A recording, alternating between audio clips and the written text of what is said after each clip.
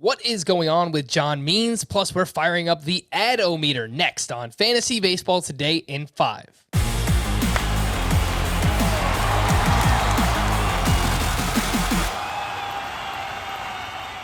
Welcome into FBT in 5. As always, make sure to follow and stream us on Spotify. Today is Wednesday, August 18th. I am Frank Schwindel, joined by Scott White.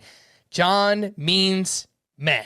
Not business anymore. He was at Tampa Bay on Tuesday, 4 innings pitched, 7 runs allowed, 4 of those were earned. He did have 7 strikeouts. Scott, in 6 starts since returning from the IL, he's got a 6.10 ERA. What is going on with John Means?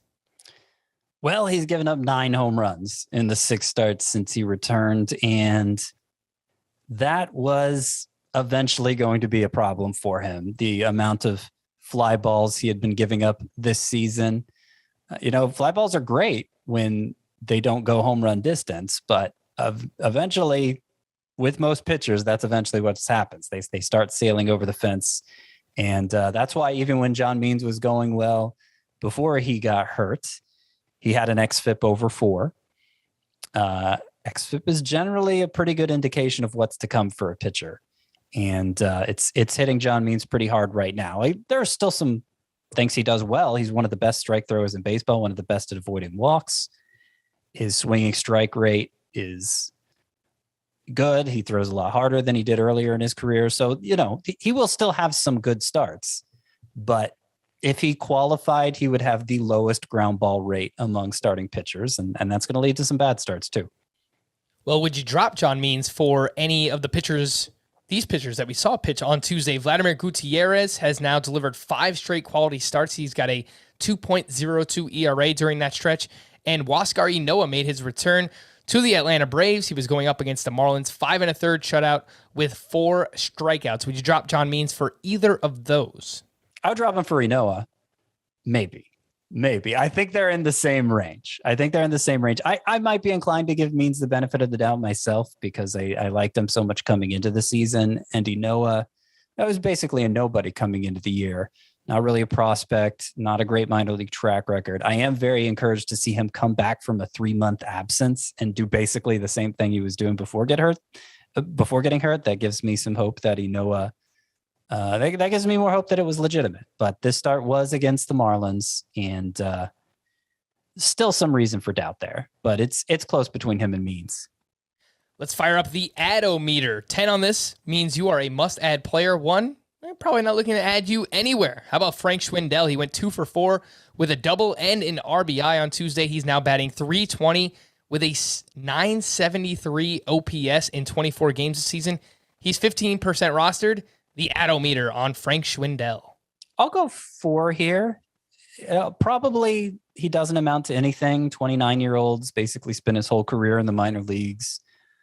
But a hot start for a guy who's put up numbers in the minor leagues pretty consistently, and a couple spring trainings too. He's been a headliner, putting up big numbers. I've been hopeful he would get this chance at some point. So far, he's delivering on it. Low strikeout rate, high fly ball rate. You could see it working out for Frank Schwindel. I'll go 4. Daniel Lynch was up against the Houston Astros. 7 innings, 1 run, 5 strikeouts, 5 starts since returning from the minors. Daniel Lynch has a 2.38 ERA. He's only 22% rostered. What is the ad-o-meter for Daniel Lynch?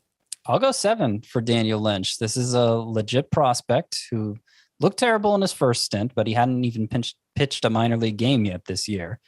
Since coming back, swinging strike rate has been high. 4 of his 5 starts have been great. There have been some walk issues, and I wish he put the ball on the ground a little more himself. But, this is a talented guy putting that talent on display, and I think it's time to take a flyer on him. How about Josh Rojas? Went 3 for 4 on Tuesday, and since returning from the IL, 7 games, he is 13 for 25.